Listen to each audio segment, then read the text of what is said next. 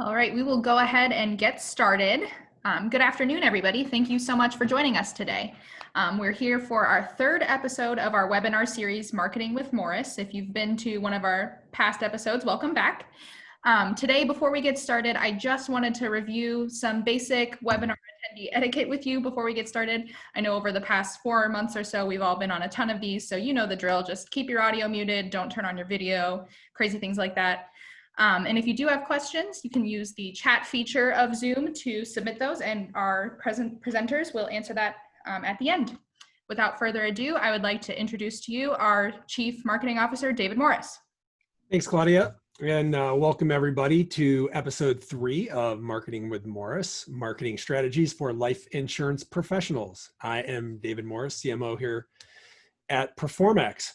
So for those, like Claudia said, for those of you all who are returning, welcome back, greatly appreciated. And for those folks who are new in attendance, we're looking forward to getting some feedback from you at a certain point, and anything that you would like to see in the future. Just either ask a question about something that's going on, or if you'd like to see something in the future or topic, just put it in the chat box and we'll be happy to address that at the end. Our last webinar we had with Brandon Bornanson, Branding to Scale, went incredibly well. We had great feedback on that, and I was really excited to get the feedback and comments about how important branding is to scaling a business. And that ties into our topic today with our guests, and we'll get into that in 1 second. So for those of you who are new, our goal for today is to have a conversation. This isn't a pitch, or it's not anything like that. It's literally a conversation with Dana and Jordan. And we'd love for you to walk away with 1 or 2 things that you could implement immediately that would help build your business. It's really as simple as that. So without further ado, I would like to introduce my friends from TEGNA Media, WKYC, NBC in Cleveland, Jordan Ray and Dana Nagel. Welcome. Thank you. All right. So I'm going to give a little background, a quick bio on each person. It's not going to be super long. And if I miss something that you feel super important, Jordan or Dana, I would tell you I care, but I really don't. So no, I'm just messing with you. So Jordan has been in the digital marketing space for the past 10 years, working in leadership roles with major media companies such as Gannett, Cars.com, and now with TEGNA here in Cleveland. He has an expansive background in sales leadership and training. And during his time at Cars.com, he helped lead several major pilot launches within the major markets throughout the US. So some really interesting background. We're all familiar with Cars.com. Dana Nagel is not only the director of sales for WKYC, she's also a friend of mine that I've known for almost 30 years when we both started in the marketing and advertising business. Dana's day-to-day responsibilities include driving all linear OTT, that's over the top, and we'll get into that, what that means for those of you who don't know, digital revenue for WKYC. Basically, she's responsible for every dollar that goes through that building, which is a pretty big task. And prior to joining, for a fun fact note for you sports fans, prior to joining WKYC, Dana was also director of media sales for the Cleveland Browns. She created their in-house media sales structure and grew the team's radio and television network of affiliates across the state.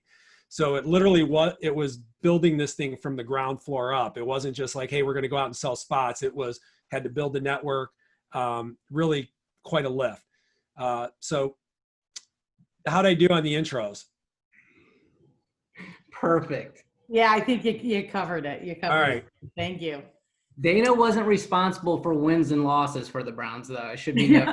I had nothing. I couldn't even name 5 players when I worked for the Browns. Wasn't a football fan, but I love selling. I love selling the excitement and the passion that people have behind sports. So that's why I was successful with it. But I don't know anything about football. So still, I happen to know a little bit more about marketing though for local business owners. And should I take it from there, David? Yeah, let's jump into this, because what we wanted to do is kind of have a conversation about branding, the opportunities that are out there, and how this, how it applies to insurance agents and how they can build their business. So why don't we just jump right into it? Okay, sounds good. Well, I'll start and then I'll have Jordan join at the end. Jordan is really an expert in the digital space. My expertise kind of lies more into I'm a business owner. How do I help that business owner grow their business? Right. And like you said, been doing this a lot of time. We also, I think that the most important thing is the biggest joy that we get in marketing is when we connect you, the business owner, with the consumer. It sounds so easy, but there could be a very crooked and wonky path to get to that. I'm going to just try to help put it into buckets for you to help you reel it in to understand what are the things you have to do to get to that point. So next slide, Claudia. I think that David talked about, or slide. Okay. Sorry. I thought it was, yeah. Okay. We can just go to slide number 2. Okay. I have to shrink give me 1 second. Okay. So David talked about branding, and when you're in marketing, you love the idea of branding. But what most people have to understand is the value of that branding, how to be flexible with that branding, and how that brand is literally their sales potential and the key to their success. Next slide. I love this quote. Steve Forbes says, "Your brand is the single most important investment you can make in yourself." And I feel with insurance agents, you get that better than anybody. The brand is you. So go to the next slide. But what we often see when we're dealing with somebody like an insurance company or insurance agent is a lot of times they'll rely on their carrier brand, and hopefully that halo effect will drive business for them. And that's a easy marketing strategy. But to have your own brand is really magical. And when you think about it as if I'm a Ford dealer and I own Joe Smith Ford, if I just market Ford, that doesn't give me an identity. My identity is Joe Smith Ford. What do I do for the community? How do I market myself? What is my uniqueness among all my other Ford competitors? And that's where you guys really have a strength and the ability to be the differentiator, you yourself and your reputation. So we'll get a little bit into that in the next couple slides. But the next slide is kind of to dovetail what I just said about Ford is Jeff Bezos says, a brand for a company is like a reputation for a person. You earn the reputation by doing the hard things well. I've dealt with individual insurance agents before. You guys get that more than any other business because your brand is your reputation. Next slide. Okay, so your brand, we already discussed, is it being your reputation for being fair, trustworthy, knowledgeable agent, and somebody who goes after and attracts the customer. The next part of that is, knowing your product, your experience, your expertise, and matching the right product to the right customer that helps differentiate you. But then the last thing that differentiates your brand is your service. What's your first impression, your availability to your customer, your follow through? If all those things are working in concert, you will grow your agency and therefore grow dollars and grow revenue. Next slide. Dana, Yep. Can I ask you a quick, hold on one second? Absolutely. Yes, I got a question. You go back to the last one. Yeah, great. So a question for you. So you've seen a ton of customers in your career, not dating you, just having been you can date me, David. Yeah, no, all good. But like, just drilling in on reputation for a second, like that you've seen and you've known people in multiple industries that have some really good reputations and some ones that are just not so good.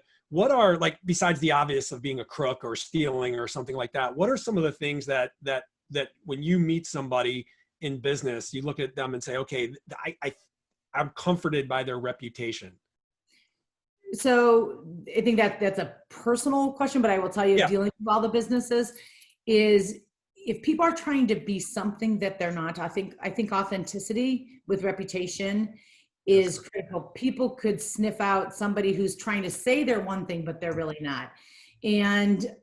But I mean, like I said, with insurance agents, they know you guys are in your community.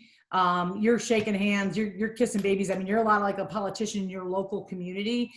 If you're doing that and then you're going, driving your sports car 50 miles an hour down the street, that's not going to coincide with what you're trying to portray. So a brand and reputation is living it every day. And that's, I think, what Jeff Bezos says, where it's doing the hard things right.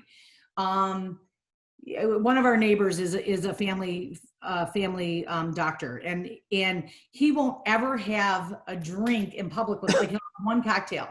but he won't drink and like have fun, let loose in our general area, because that's his reputation. So did that answer your question? No, yeah. I mean, I think you nailed it with authenticity. I think most people, no two people, no two businesses are exactly the same. Like, I think the Ford analogy was spot on.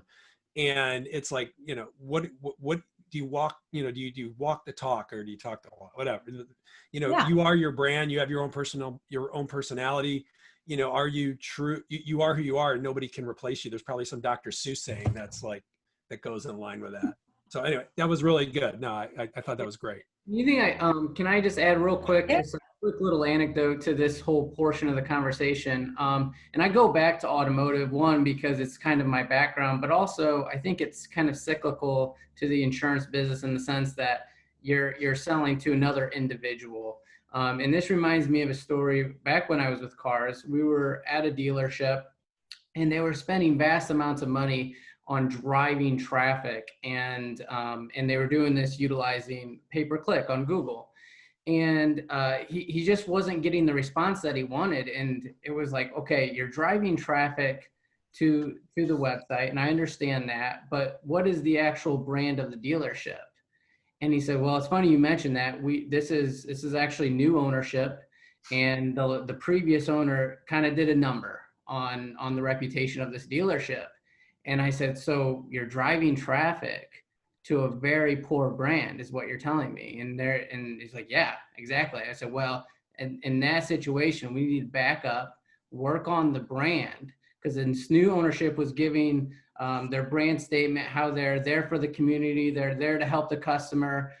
When you think of car sales, sometimes you think of, maybe a shady used car salesman. They've gotten rid of that, but they hadn't projected that out to the public, and they were still driving all this traffic to a place that had a poor brand. So that's where we had to take a step back and work on the brand through reputation, and getting that message out. That's interesting. That's a great point. So I think that coincides with the next slide is, can you win? I think Jordan gave you an example of how you could lose without having the right brand, right? But can you win with brand? And my answer will always be brand first, right? You have to have that strong brand before you go. And what we say, do it consistently, amplify it, and be nimble. So we'll talk about those three. We'll talk about those three things. Next slide. Okay, so the three things that I think that can really help. Brand is this big word, and it means something different to everybody. And when you have it, you know it. But when you don't have it, you don't always know it. The cars.com example from Jordan. So the first thing with brand is make sure you are consistent. The number one mistake I see with a lot of local business owners is they're not consistent. It's almost like they'll, oh, I like this, and then I'm going to do this. I'm going to do this. Because marketing is confusing. Before I get into this, my number one thing would be, you guys run your business. That's why you're very, very passionate about what you do. Find somebody in your community that knows the marketing part of it, because it's not as easy as it used to be, and it's changing. So run your business and hire a marketing expert, or get some guidance. And we can get into that a little bit later. But first of all, so what is brand? That big word that means something different to some people.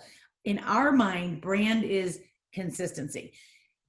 Your brand must be consistent and compelling across all platforms to show customers who you are and how you are better than your competition. You all sell insurance. What is your unique selling point? What makes me want to do business with you versus the guy down the street?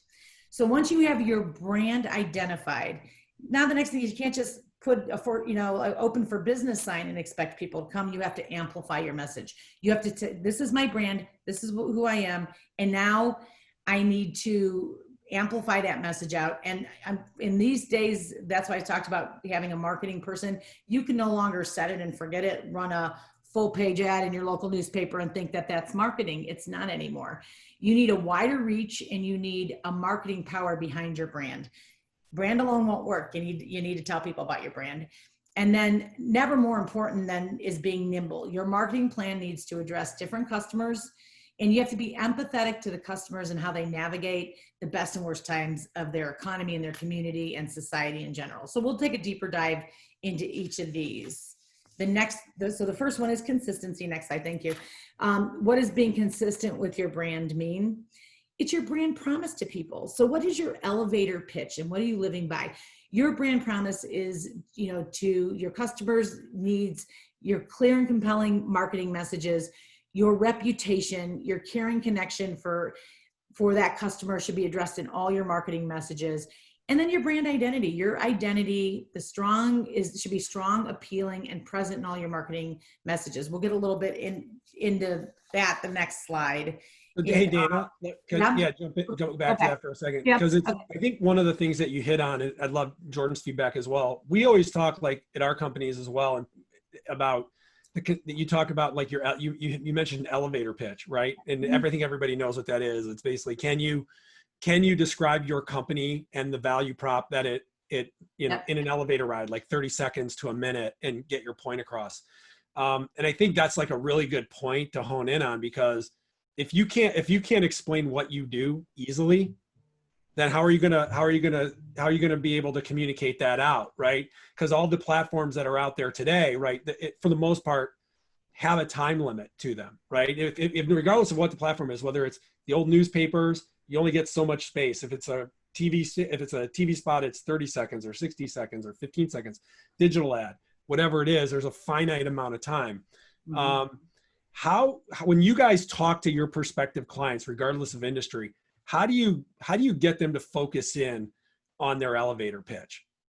Work with them. Like any suggestions you have for them to come up, like they know their business, but how do you get them to consolidate that into a short time slot? Yeah. So I can answer that from a linear standpoint, and I can then throw it to Jordan for more of the digital standpoint. So on the linear, and what I mean by linear is more your traditional, like a traditional television spot.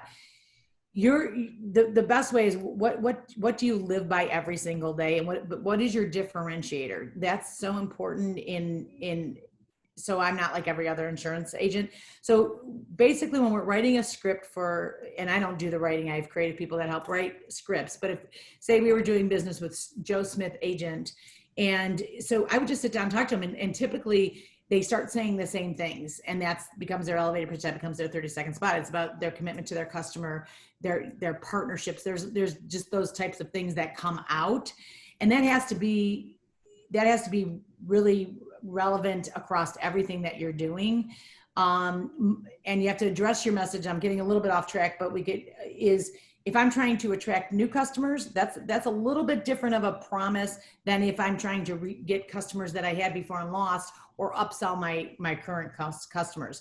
But your brand promise is basically, it's who you are and why people should do business with you. And most people know what that is, right? Yeah. Jordan? Yeah, so I think when I look at the insurance business, I feel like you all have almost an anchor of credibility with your providers. So American Family Insurance, for example, like that's a known household name. They've done a lot of the work for you in that regard. However, I just think of almost you all very similar to me, for example. So I have Channel 3 as my anchor to almost get my foot into the door. But a lot of the digital solutions I'm talking about, it's out there. It's not necessarily something people are familiar with. So I need to establish that trust with them. So even though I have this brand as my anchor, I need to get out that I provide excellent service, that I'm customer focused, and that you can trust me with your insurance needs. And so I think that's what I think about when I think of like a really good video spot. I think of, you have that anchor of your brands, but what are you going to do as an individual to serve your customer needs? And to me, that's how you really project your brand forward beyond the actual providers. That's great. All right, so let's jump to the next slide where we can start getting into the blocking and tackling here, the opportunities. Yeah, so I think that, I think we've kind of addressed what brand is and why it's so important. Without a brand, it's hard to move forward. So the next thing is that, how do you tell people why you're different, why they should do business with you? Right, because part of what we're talking, I mean to cut you off there, but no, go ahead. Yeah, part of what we're dealing with here, right, is in the insurance world, we have independent agents that are one-stop shops that have, they're willing to invest in marketing, but it might be very small, like their budget might be significantly different than a large agency of 50 folks that can make a tremendous investment in whatever it is. So there's, there's all kinds of opportunity that are out there. One size doesn't fit all, which I think dovetails into exactly what we're about to start chatting about. Right. And so because it's not one size fits all, and budget is always going to be the dictator of what your media and marketing mix looks like. So amplifying your brand is going to be dictated by a budget restraint. But the important thing to remember, there's a lot of options out there, but you have to make sure that with what you're trying, your message has to be succinct with the audience you're trying to connect with.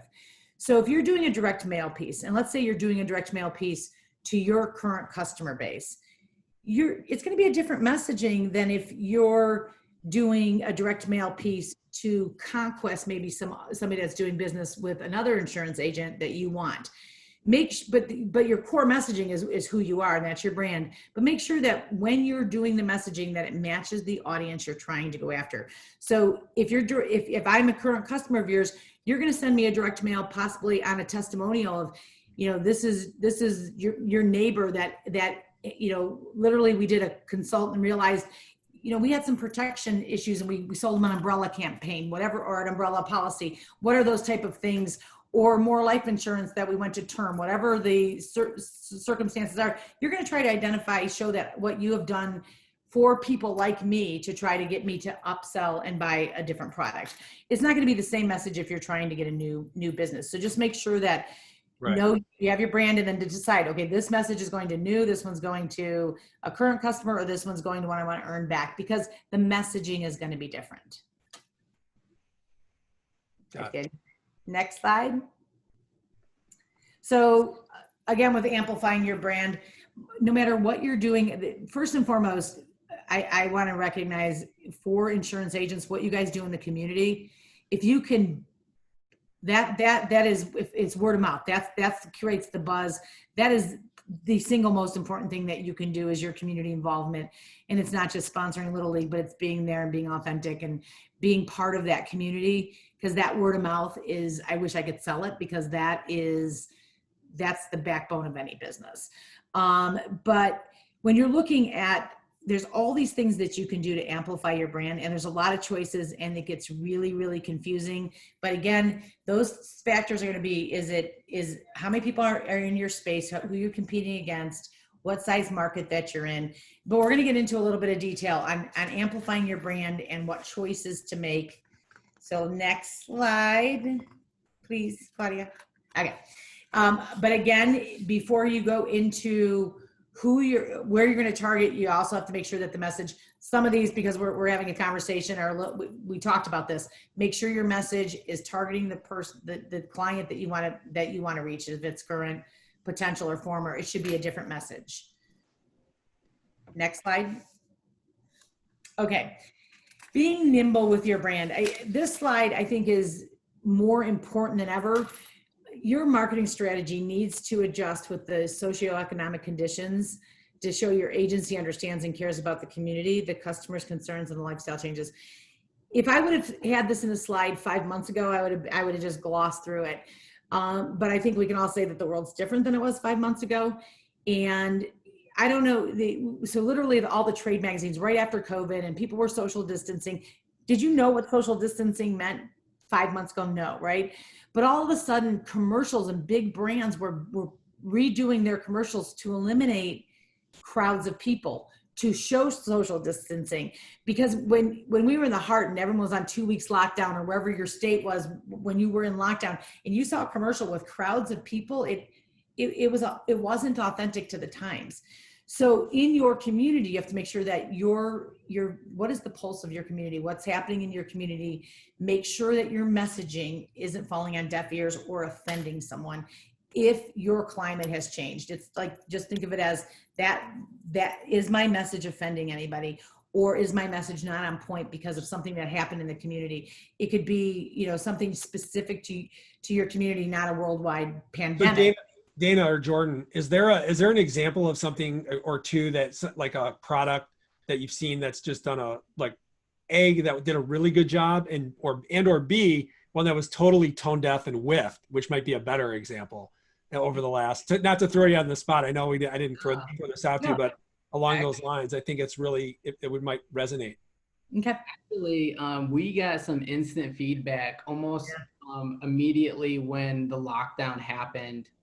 We had some ads on our website that clicked through, and one was an association for a city, and it led to a website with a picture of people that they were all very, very close to one another, and it was almost event based, and it was just like, man, this is a little tone deaf. Like, we live in a completely different world here, and almost to see those images was almost depressing at the time, because it's like, we don't know when the end of this is actually going to happen. So we had to make some tweaks for our clients very, very quickly. And for the clients that did it well, is they did it in almost a subliminal way. They adjusted the images so that it wasn't like people weren't so close, potentially having them wear a mask as well, but not actually. What also got a little old was, we know this is difficult times, et cetera, et cetera, et cetera. I mean, people were getting exhausted with that messaging.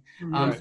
So even though at the beginning we were suggesting that type of empathetic messaging, we were like, man, we've got to move on, because this is just dragging people even further down, and it wasn't good for that particular brand. So, gosh, if this time is almost just a huge case study for addressing the times with creative, and so that's the example that I have. All right. Well, I mean, I was kind of hoping you were going to say, well, I've been following Proformex's ads over the last 60 days, and wow, those guys are really killing it, but that's okay. Well, we just won't have you David, back. have you changed your messaging in the last 60 days? What's that? Have you changed your messaging in the last 60 days? You know what? We've massaged it, because I think we've done we're doing a better job. It's something we've actually started working on even more so like 90 days ago, like really honing in on the value prop, but not just our value prop to our customers, but how our value prop is beyond relevant today, right? What our value prop, while we can uncover revenue and things like that our platform does, that wasn't the onus that we pivoted to. We actually started going more on how, like, by using our platform, are your clients' policies safe? Like, if you really check them out, like now more than ever, when there's unrest, there's uncertainty out in the marketplace, it's not about more revenue for you, even though it'll be de facto. You got to make sure that your customers' policies are performing, like that it's basically like if you were an agent, or a stockbroker, mm-hmm. Are the stocks performing, or is my retirement, is it where it's supposed to be? Like now more than ever with all the uncertainty. So we we're big into messaging and making sure that our messaging's right. I don't think you're ever done with that. Like, that's my 2 cents. I think you're always evaluating it, and because even though your messaging at times is on point, you got to make sure your messaging is on point for that time and place in society. Like like you said, right now is much different than it was in February. Mm-hmm. In this time period, most brands have changed. Like Jordan said, it started off like with this empathy, and we're here for you in these uncertain times, unprecedented times, and then all of a sudden people didn't want to hear that anymore, and that was right. A fatigue. So that's another change to your messaging. Right. But I think when you could talk about, like, Frito-Lay had a great ad. They didn't sell anything. Brands stopped selling. Brands were empathetic. Yep. Immediately out of the gates. They didn't sell. But how does that relate? If I'm Frito-Lay or if I'm Nike, that's a lot different. You could afford to change your brand a lot quicker than I can if I own an insurance agent. But I think the number one lesson to learn there is react. Number 2, so react and change, right? You're adjusting messaging. Be empathetic. You don't need to redo everything. You just have to sit back and say, is this the right message for the community now? Right. And you could quickly change it on social. Every single thing that you're doing, if you're doing social, you're doing television stations, we reacted with all our top clients right away. I mean, some people just pulled back, redid their commercial, came back on. But direct mail, your website, your social media, those things can be changed right away. Yeah. And I think the important thing is when it's a unrest like we have right now, it's an unknown and it's scary. Like a pandemic is not something that's, you know, it's scary. We've never been through this before. Make sure your messaging is empathetic to that, and you're not trying to sell. So the brands that will succeed are the brands that were consistent. Remember we talked about consistency? They pulled off to adjust, and then they went right back and were consistent. There's studies after studies that staying consistent even in times like this is pivotal to your brand. Yeah, I realized, you know, way back in the day, I learned this. I heard about it when I was in college, but really when I first started getting into media, like businesses view marketing in two different ways. There's only two ways to look at it at a high level. It's either an investment or it's an expense. Mm-hmm. I don't know about you. Like I have never in my life been able to convince anybody. I've never been able to change somebody off of that who already has an opinion. Like when I was on the agency side of a business, I would walk in and there'd be a car dealer, and it would either be an expense or an investment. If they thought it was an expense, I thought I was okay at selling, but these guys like, and it wasn't just car, I'm just using them as an example. Yeah. Mm-hmm. It was just, look, it's an expense and I got a cut and whatever. And then there's other businesses like Progressive Insurance, who we don't do anything with, but like they're there every single day. They change it. It's an investment in their brand. It's an investment. And that investment, to your point, ties into consistency, right? You're there every day. You might pull off to change a message or something, but you realize you're Progressive as a carrier all the way up here, or you're a local agent that's like, hey, listen, I'm here for you. I'm happy to sit down with you. I know things are crazy right now. And that might just literally be an email. It's not even a marketing campaign, right? It's literally, I'm just here for you. And I know that I just want to make sure that you're comfortable with what you have and that you're covered, like whatever that means, whether it's P&C, life, term, every product that's available to you. Mm-hmm. So I think we kind of got it. I would just agree a little bit, David, on that, is that I believe an email in times of that, it does fall under the marketing umbrella, because especially because an insurance agent is that one-on-one connection. That's fair. Yeah. So I would say that email is a form of marketing. It's empathetic. It's reaching out. It's being very sensitive and authentic to your community that you're serving. Yeah. But you guys all have that one-on-one connection. You know your customer, where a car dealer may not always know their exact customer, because there's so many coming in and there's so many layers between them and the customer. There's not with an insurance agent. So, and the only other thing that I will say is when we always talk about Nike and all those big brands, this doesn't have to be an expense for you, but let me just ask you some questions. I want you to think back on your own marketing during this time. Did you change anything on your social media? Did you change your messaging on your Facebook? Did you put any content that was relevant on Facebook to the times and to the circumstances happening in your community that was helpful to your customer base? That could have been done for no money. Yep. So your messaging has to change. So those are that's why you need to be nimble. So I mean, we're kind of going a little bit all over the place, but now more than ever, that set it and forget it mentality. Yeah. You can't do it. You can't, because you're wasting your money if you do. Because if you would have still been talking about selling in this, what happened with the pandemic and everything was on shutdown, and you were still talking about selling, that could actually do more damage than good, and you wasted the money to damage your own reputation that you've worked so hard for. That's a great point, because I think that when you do get into the world of being tone deaf, right, you're just like not sensitive to what's going on around you. It does more harm than good. Mm-hmm. Like you're better off just not being on. I rarely ever say you're better off not being out there, but at that point, sometimes you're better off just shutting up and going away for a little bit if you're going to be just tone deaf to a situation.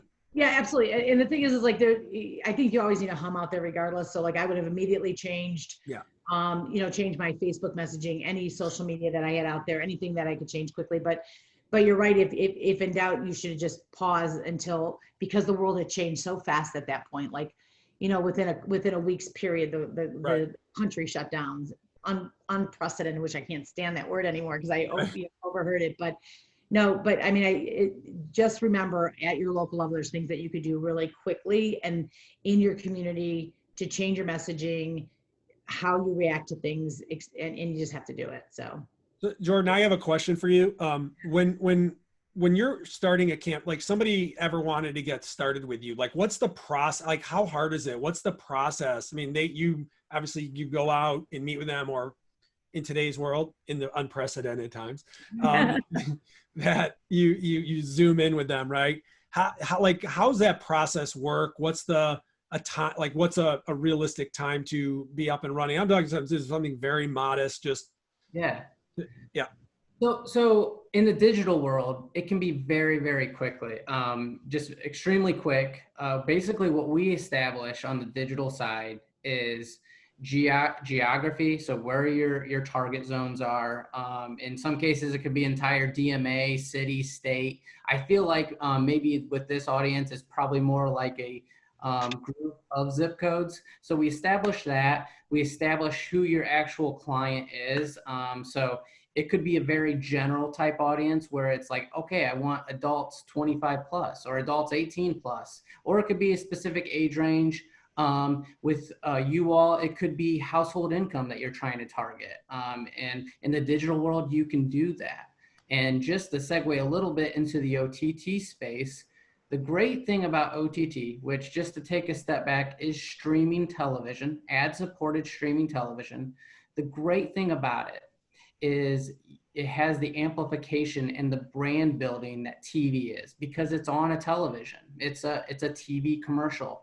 And on the When other you say, wait, sorry, when you say, oh, just to back up one second, when you say streaming, so that would be literally like if I was instead of using a cable company or something, right? If I have, example would be Roku or Apple TV or something like that, right? Where I'm getting any station, doesn't matter whether it's KYC or MSNBC, whatever, right? Exactly. As long as it's ad supported. I mean, obviously the two differentiations are ad supported and non-ad supported. And so obviously what I care about is ad supported because you can deliver ads on that. But I mean, the beautiful thing about it is it has all the digital capabilities. So I can get very granular when it comes to audience. I can get very granular when it comes to geography. And so from there, we can get campaigns up and running very, very quickly, just like any other digital campaign. What it comes down to is creative. So that's what's always going to take some time. If we need to build creative, then it's going to take a little bit more time. But beyond that, I mean, we're talking, most of my campaigns have 5-day SLAs and we can get it up and running. I mean, huge campaigns, but that's just the beauty of digital. Yeah.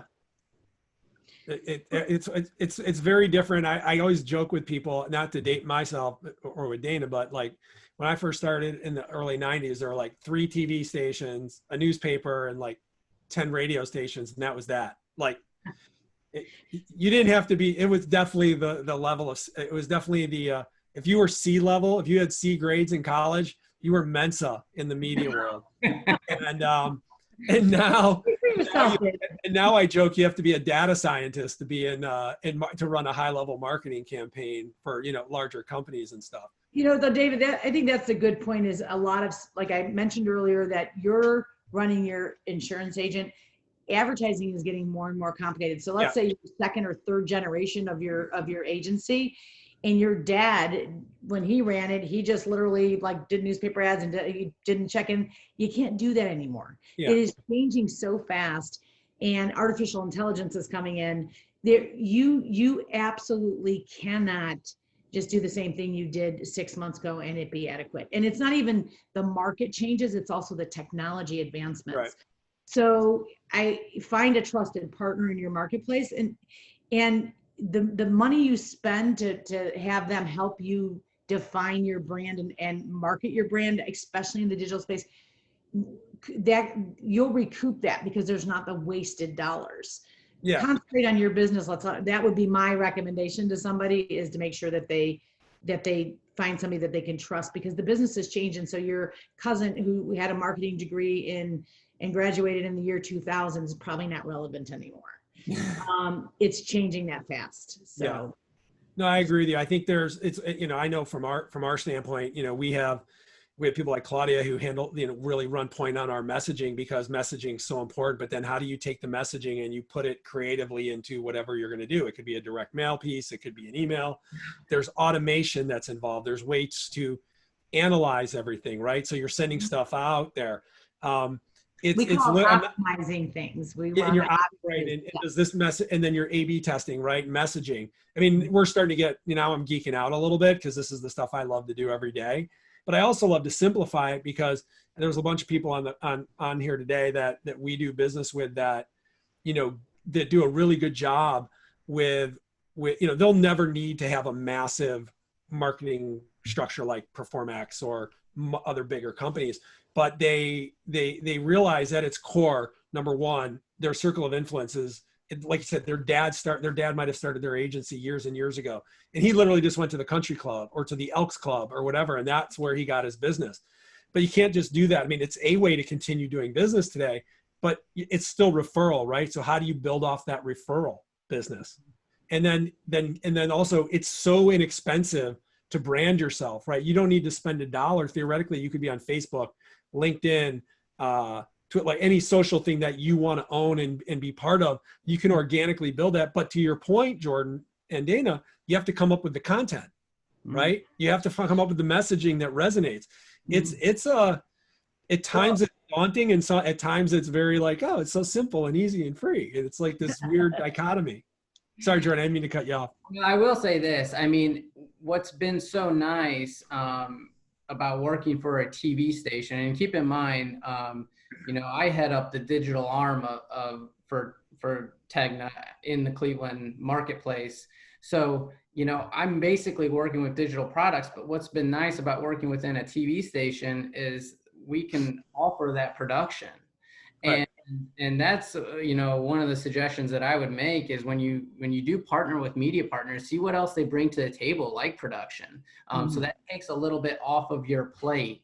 But another thing to keep in mind is a lot of this stuff is quantifiable. If it's a digital product, you can quantify this, and you can see how many people are coming to your website or coming into your office.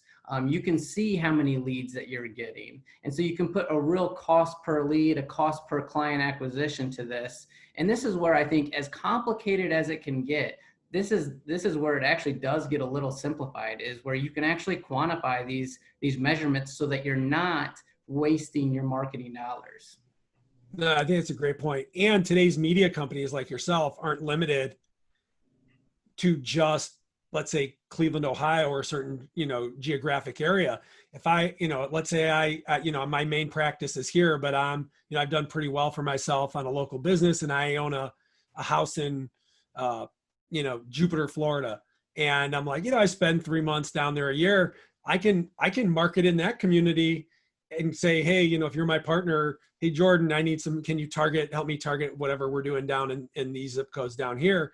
It's not like it's, the world, at least the US is flat, right? As far as that it comes to marketing from that standpoint. Especially with digital, once you find a trusted vendor, somebody that you'd want to work with, they can literally, in the digital space, pretty much put you in any zip code, any target audience selection that you want. The one point I just wanted to say is with TV stations, I don't know where you guys are all from, but your local television station, TEGNA owns 62 television stations across the United States. So if you're in a TEGNA-owned television station market, you can absolutely call me. I could hook you up with them and put you in contact. But TV stations will a lot of times, and your local cable company will a lot of times produce a commercial at a highly, highly discounted cost or free based on a spend. So don't let creative and the production be like, I never produced a commercial. We're here to help you, and you'll find that in your local market. And they can help you. So then what's nice about working with one vendor is I now can make sure that your messaging is on TV, is the same as on all the digital assets, and kind of advise you on what to do with your social media too. So now you have that common consistency we talked about before. So a lot of people think producing a television spot is really expensive, and if you work with a trusted TV station in your marketplace, it's not. It could be actually end up being free. So that's a great point. Is that regardless of who you work with, whether it's local or this or that, a lot of them will offer those services as an add-on just for asking as part of a package. So that's good. I know we're running like way late, which is always good. It means that we've and I've asked a bunch of questions already. Is there anything I'll ask this to Dana or Jordan that we left out that we want to cover. Claudia, if you wouldn't mind putting their info on there in case anybody wants to get the last slide, so we can, in case anybody wants to get in contact with Dana or Jordan. But is there anything you guys wanted to add or any other thoughts before we wrap up? The only thing that I'll add is, you know, we're kind of similar in nature as far as like trying to add value beyond our actual solution. So if you do work with vendors, have them work for you. We do a little bit of everything. You know, we do analyze our clients' Google Analytics to help find those specific data targets. You know, the good companies are a lot like the good insurance agents. They're the ones that are going to go above and beyond for you. So that would be my advice, and they'll help you. They'll consult you along the way to find the right marketing path to tell your story. And that's what I would leave it with. That's great. I appreciate it. I know that firsthand because I know back in the day when I first started, I leveraged TV production and all that stuff with Dana, and this is before there were all the other opportunities out there. And I think it's a great point. You know, if nothing else, just if you want a third party impartial with no strings attached on anything that you're doing, you know, reach out to Dana or Jordan and they'll be happy to just kind of walk you through your unique scenario. I know when we talk to our customers, everybody's situation is different. No two are exactly the same.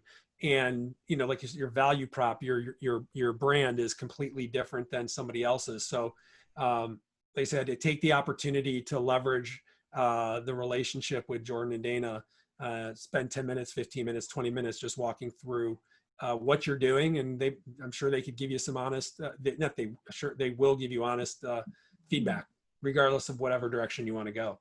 Most definitely. So, all right. I think that's it. Until next time, Jordan, Dana, thank you so much for participating today. Really appreciate it. And looking forward to great things ahead here in the CLE moving forward. Yeah, thank you guys. Everybody have a great day. All right. Take care. Okay, bye-bye. Bye.